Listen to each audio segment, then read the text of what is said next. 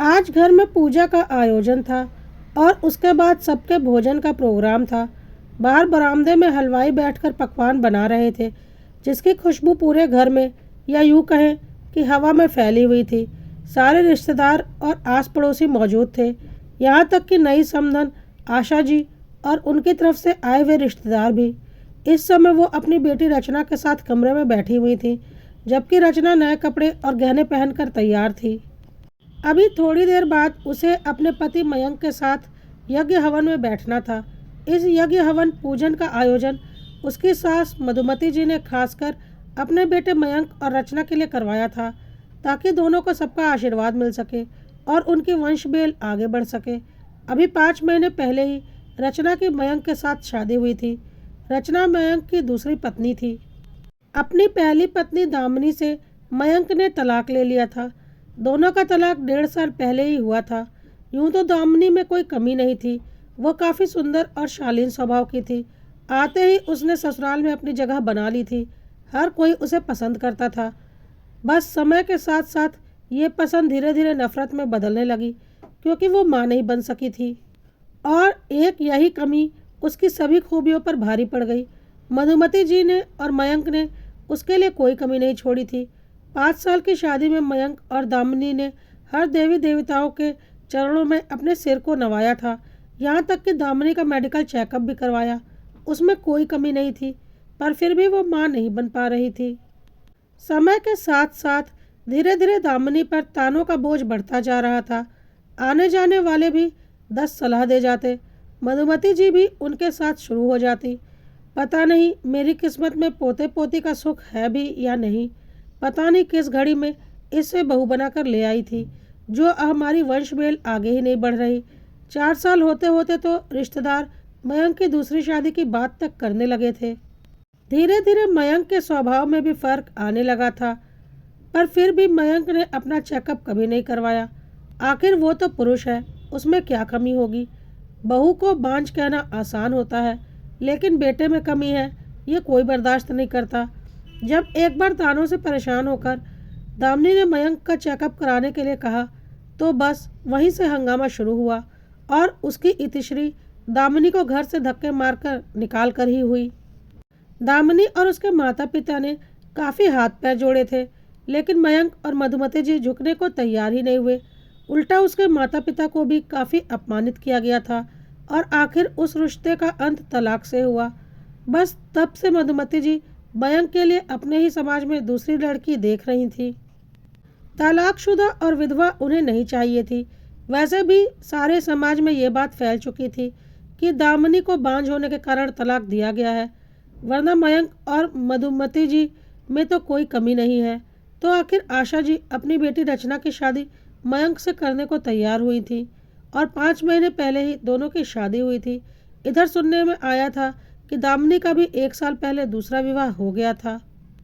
उसके दूसरे पति रजत की पहली पत्नी 2 साल पहले बेटी को जन्म देते समय खत्म हो गई थी, इसलिए उसे भी अपनी 2 साल की बच्ची के लिए माँ की ज़रूरत थी। बच्ची तो थी ही सही, इसलिए उसने बेझिझक दामिनी से शादी कर ली। खैर, इधर आयोजन जोरों शोरों से चल रहा था।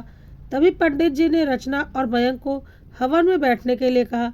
मधुमती जी रचना को बुलाने के लिए जा ही रही थी कि घर के दरवाजे पर अपनी पहली बहू दामिनी को देखकर हैरान रह गई। मयंक के पैर भी जहाँ थे वहीं ठिठक गए। वो भी हैरान परेशान सा दामिनी को देख रहा था। आखिर तलाक के 1.5 साल बाद वो यहाँ क्या लेने आई थी, वो भी इतने शुभ अवसर पर, वह भी अपने माता पिता के साथ। इतने में मधुमती जी ने बोला, क्या लेने आई हो यहाँ पर? तुझे तो इस घर से धक्के मारकर निकाला था, याद नहीं है? बाहर मधुमती जी के चिल्लाने की आवाज़ सुनकर दूसरी बहू रचना और उसकी माँ भी कमरे से निकलकर बाहर आ गई। रिश्तेदारों में खुसर फुसर शुरू हो गई। यह देखकर मधुमती जी चिल्लाते हुए बोली, अरे ओ बांझ, क्या लेने आई है आज यहाँ पर? यहाँ मेरे पोते पोती के लिए पूजन हो रहा है, यहाँ तेरा कोई काम नहीं है।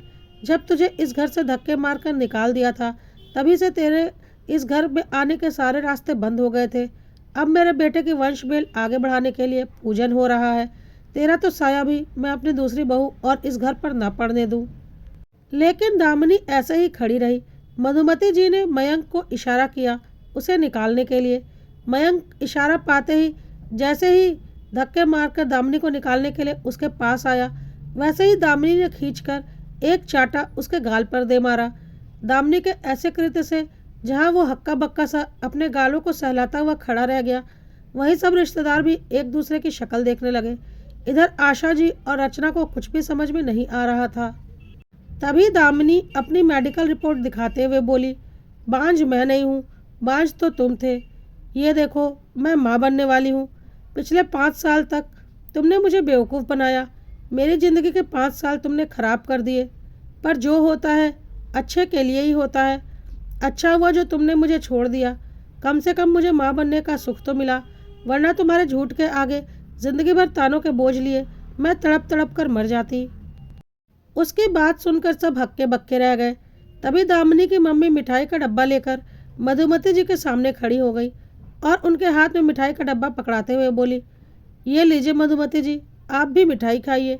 मेरी किस्मत में तो नानी बनने का सुख है, पर आपकी किस्मत में दादी बनने का सुख नहीं है।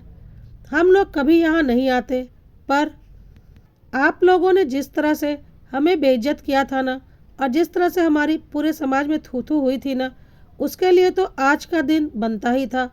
दामिनी और उसके माता पिता तो ये कहकर वहाँ से रवाना हो गए, लेकिन सबकी नज़र अब मधुमती जी और मयंक पर थी। जब मधुमती जी ने देखा कि रचना और आशा जी मयंक को घूर घूर कर देख रही हैं, तो अपने बेटे का पक्ष लेते हुए वो बोली, अरे समधन जी, वो तो झूठ बोल रही है। उससे मेरे बेटे की खुशियाँ बर्दाश्त नहीं होती, इसलिए यहाँ चली आई सब कुछ बर्बाद करने। आप समझो उसकी बात को, वरना वो आज के दिन ही यहाँ क्यों आती, और किसी दिन भी तो आ सकती थी यहाँ पर।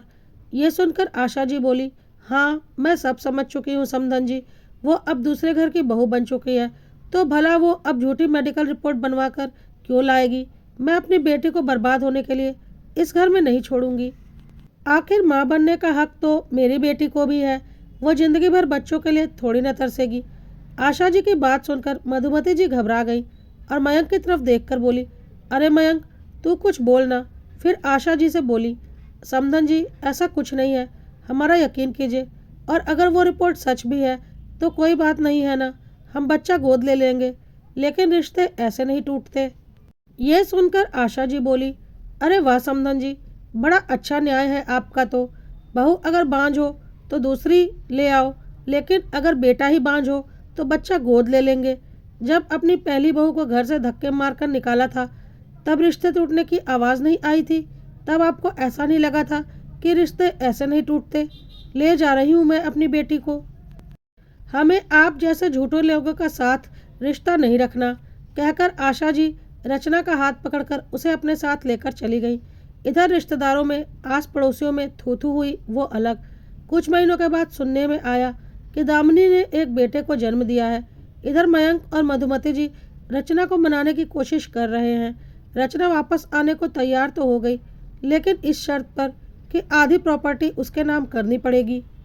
आखिर ऐसे झूठे लोगों का क्या भरोसा कि कल को उसको भी धक्के मारकर निकाल दें। तब से अभी तक दोनों शांत बैठे हुए हैं और रचना पूरे घर पर अपना हुक्म चलाती है। उसकी मर्जी के बिना उसके ससुराल में एक पत्ता भी नहीं डोल सकता।